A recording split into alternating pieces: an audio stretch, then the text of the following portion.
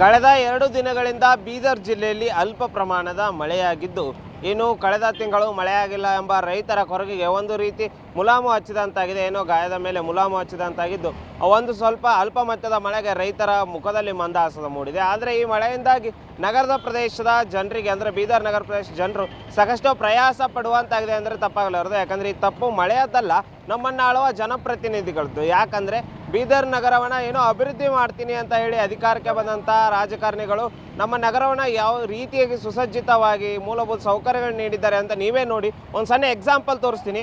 ನಾವೀಗ ಬೀದರ್ ನಗರದ ಏನು ಗುಂಪಾದಿಂದ ಬೊಮ್ಮಗಂಡೇಶ್ವರ ಚೌಕಿಗೆ ಹೋಗುವ ರಸ್ತೆಯಲ್ಲಿದ್ದೇವೆ. ಹಾರುಗೇರಿ ಕಮಾನ್ ಅಂತ ಏನು ಹೇಳಿದ್ವಿ, ಹಾರುಗೇರಿ ಕಮಾನ್ ಮುಂದುಗಡೆ ಇರೋ ರಸ್ತೆ ಇದು.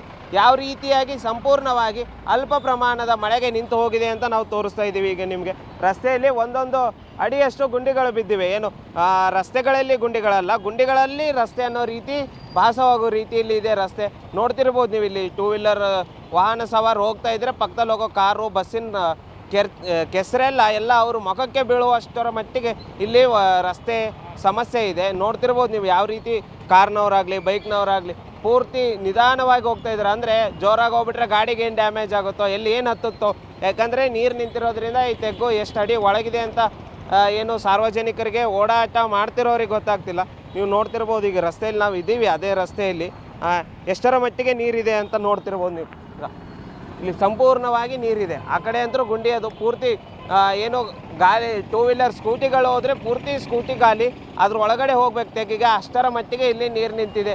ಏನು ಇದು ಪ್ರಮುಖ ರಸ್ತೆ, ಏನು ಗಲ್ಲಿ ಒಳಗಿನ ರಸ್ತೆ ಕೂಡ ಅಲ್ಲ, ಬೀದರ್ ನಗರದ ಪ್ರಮುಖ ರಸ್ತೆ ಒಳಗೆ ಇದು ಒಂದಾಗಿದೆ. ಏನು ಗುಂಪಾ ಕಡೆಯಿಂದ ಬೊಮ್ಮಗಂಡೇಶ್ವರ ವೃತ್ತಕ್ಕೆ ಹೋಗ್ತೀವಿ, ಆ ರಸ್ತೆಯಲ್ಲಿಯೇ ಈ ಸಮಸ್ಯೆ ಇದೆ. ಬನ್ನಿ ಸಾರ್ವಜನಿಕರಿಗೆ ಇದ್ರ ಬಗ್ಗೆ ಕೇಳ್ತಾ ಹೋಗ್ತೀನಿ, ಯಾವ ರೀತಿ ಸಮಸ್ಯೆ ಇದೆ, ರಸ್ತೆ ಸಮಸ್ಯೆ ಏನು ಅಂತ. ಸರ್, ಏನಿದೆ ಈ ಸಮಸ್ಯೆ ಇದೆ, ಏನು ಹೇಳ್ತೀರಿ? ನಮ್ಮದೇ ಸರ್ ಭಾಳ ತೊಂದರೆ ಆಗ್ತದೆ ಸರ್. ಇಂಥ ರೋಡಲ್ಲಿ ಇಂಥ ಇದು ಬಿಡ್ಕೊಂಡು ನಮ್ಮ ಗಾಡಿ ಎಲ್ಲ ಮನುಷ್ಯರಿಗೆ ಓಡಾಡಕ್ಕೆ ಮಳೆ ಬಂತಂದ್ರೆ ಅಷ್ಟು. ಬರೀ 2 ದಿನ ಮಳೆ ಬಂದದ, ಅದು ಜೋರು. ಹಾಂ ಸರ್, ಇನ್ನೂ 6 ತಿಂಗಳಿಗೆ ಮಳೆ ಅದ ಸರ್. ಇನ್ನು ಅಷ್ಟರಲ್ಲಿ ಪೂರಾ ನಮ್ಮ ಮನುಷ್ಯರು ಓಡಾಡಕ್ಕೆ ಆಗ್ತಿಲ್ಲ, ಗಾಡಿನೂ ಓಡಾಡಕ್ಕೆ ಆಗ್ತಿಲ್ಲ ಸರ್. ಇಲ್ಲಿ ಜನಪ್ರತಿನಿಧಿಗಳಿಗೆ ಏನು ಹೇಳ್ತದೆ, ನಮ್ಮ ಸರ್ಕಾರ ಕರೆಕ್ಟ್ ಇಲ್ಲ ಅಂತ ಹೇಳ್ತಾರ ಸರ್. ನೋಡ್ತಿರ್ಬೋದು ನೀವು, ರಸ್ತೆ ಏನೋ ಬರೀ 1-2 ಗುಂಡಿಗಳಿದ್ರೆ ಬೇರೆ, ರಸ್ತೆ ಪೂರ್ತಿ ಗುಂಡಿಗಳಿಂದನೇ ತುಂಬಿ ಹೋಗಿದೆ. ಪೂರ್ತಿ ಗುಂಪ ರೋಡ್ ಪೂರ್ತಿ ಸತ್ಯನಾಶ ಹೋಗಿದೆ. ಏನದ ಗಿಚ್ಕಿ ಒಂದ್ ಬಿ ರೋಡ್ ಸರಿಗಿಲ್ಲ, ಎಲ್ಲ ನೀರ್ ನಾಲಿ ಎಲ್ಲ ಢೇಣ ಪೂರಿ ಅದ. ಚಿಕ್ಕ ಮಕ್ಕಳಿಗೆ ಸ್ಕೂಲ್ ಹುಡುಗರಿಗೆ ಹೋಗುವಾಗ ಭಾಳ ತೊಂದರೆ ಆಗ್ಲತ್ತದ್ರಿ. ಇದು ಬೇಗನೆ ಸರಿಪಡಿಸ್ಬೇಕಿದು ರೀ. ಯಾಕಂದ್ರೆ ಒಬ್ಬರು ತಂದೆ ಬೈಕ್ ಮೇಲೆ ಹೋಗುವಾಗ ನೀರ್ ಅಂಬದು ಬೀಳತ್ತರ, ಹುಂಡಿ ಎಷ್ಟದ, ಎಷ್ಟು ಅಗಲದ, ಎಷ್ಟು ಅಗಲದ, ಎಷ್ಟು ಗುಂಬದ ಅಂತ ಗೊತ್ತಾಗಲ್ಲ ಉಂಟದ. ಅದ್ರ ಸಲುವಾಗಿ ಇದು ಬೀಳತ್ತಾರಲ್ಲ ಮಕ್ಕಳೆಲ್ಲ. ಇಲ್ಲ ಜರ ಯಾರ ಇದು ಸಂಬಂಧಪಟ್ಟಿನವ್ರಿಗೆ ಸರಿಪಡಿಸ ಅಂತ ಹೇಳ್ರಿ, ಭಾಳ ಹೈರಾಣ ಅದ. ನೋಡ್ತಿರ್ಬೋದು, ಅಂದರೆ ಸಾರ್ವಜನಿಕರು ಚಿಮಾರಿ ಆಗ್ತಾ ಇದ್ದಾರೆ ಜನಪ್ರತಿನಿಧಿಗಳಿಗೆ. ಯಾಕಂದರೆ ಪೂರ್ತಿ ರಸ್ತೆ ಏನು ಡಾಂಬರು ಕಿತ್ತೋಗಿದೆ. ಇಲ್ಲಿ ಯಾವುದೇ ರೀತಿಯಂಥ ಡಾಂಬರ್ ಸೌಲಭ್ಯ ಇಲ್ಲ. ಬಸ್ಗಳು ಓಡಾಡ್ತಿರ್ತವೆ. ಏನು ಬೆಳಗ್ಗೆ ಹೊತ್ತು ಶಾಲೆಗೆ ಹೋಗೋಂಥ ಮಕ್ಕಳು 3 ಗಾಲಿ ಆಟೋದಲ್ಲಿ ಹೋಗ್ತಿರ್ತವೆ. ಆ ಸಮಯದಲ್ಲಿ ಸಾಕಷ್ಟು ತೊಂದರೆಗಳು ಆ ಮಕ್ಕಳಿಗೆ ಆಗ್ತಿರ್ತವೆ. ಯಾಕಂದರೆ ಆ ಆಟೋಗಳಲ್ಲಿ ಯಾವುದೇ ರೀತಿಯ ಸೇಫ್ಟಿ ಇರಲ್ಲ. ಸಡನ್ನಾಗಿ ಏನಾದರೂ, ಯಾಕಂದರೆ ತೆಗ್ಗು ಎಷ್ಟಡಿ ಅಂತ ಗೊತ್ತಿಲ್ಲದೆ ಇರೋ ಕಾರಣ ಗಾಲಿ ಆ ಕಡೆಗಾದರೂ ತಿರುಗಿಬಿಟ್ರೆ ಇಡೀ ವಾಹನದಲ್ಲಿರುವಂಥ ಏನೋ ಮಕ್ಕಳು ಅಥವಾ ವಯಸ್ಸಾದವರು ಯಾರಿಗೇ ಆದರೂ ತೊಂದರೆ ಆಗೋ ಪರಿಸ್ಥಿತಿ ನಿರ್ಮಾಣ ಆಗಿದೆ. ನೋಡ್ತಿರ್ಬೋದು ನೀವು, ಗಾಡಿ ಈಗ ಯಾವ ರೀತಿಯಲ್ಲಿ ನಿಂತ್ಕೊಂಡು ಹೋಗಿದೆ, ಅಂದರೆ ಬರೋಕ್ಕೂ ಕೂಡ ಸಾಧ್ಯವಾಗ್ತಿಲ್ಲ ಅವರಿಗೆ. ಈಗ ಯಾವ ರೀತಿ ಅವರು ಪ್ರಯಾಸ ಪಟ್ಟುಕೊಂಡು ಆ ಗುಂಡಿಯನ್ನು ಹತ್ತಿಸ್ತಿದ್ದಾರೆ ಅಂತ ನೋಡ್ತಿರ್ಬೋದು ನೀವು. 4 ವೀಲರ್ ಗಾಡಿಗೆ ಏನು ಅಂತ ಲೋಡು ಇಲ್ಲ, ಗಾಡಿ ಇಲ್ಲ, ಆದರೂ ಕೂಡ ಅವರು ಪ್ರಯಾಣ ಮಾಡಲಿಕ್ಕೆ ಕಷ್ಟಪಡ್ತಿದ್ದಾರೆ. ಅವ್ರನ್ನ ಮಾತಾಡಿಸ್ತೀನಿ. ಸರ್, ಏನು ಹೇಳ್ತೀರಿ ಸಮಸ್ಯೆ ಬಗ್ಗೆ? ಸರ್, ಏನು ಹೇಳ್ತಾರೆ, ಬೀದರ್ ತುಂಬ ಹೆಚ್ಚು ಸಮಸ್ಯೆ ಅದ. ಎಲ್ಲಿ ಹೋದ್ರೆ ರೋಡಿಲ್ಲ, ಏನಿಲ್ಲ, ಏನು ಮಾಡೋದು? ಮಳೆ ಬರ್ತದೆ ಮೇಲಿಂದು. ಏನು ಹೇಳ್ತೀರಿ ಈ ಸಮಸ್ಯೆ ಬಗ್ಗೆ? ಏನು ಹೇಳ್ತಾರೆ, ಎಲ್ಲ ಸರಿಯಾಗಿ ಮಾಡಬೇಕು. ತುಂಬ ಕಷ್ಟ ಆಗ್ತದೆ ಎಲ್ಲರಿಗೆ.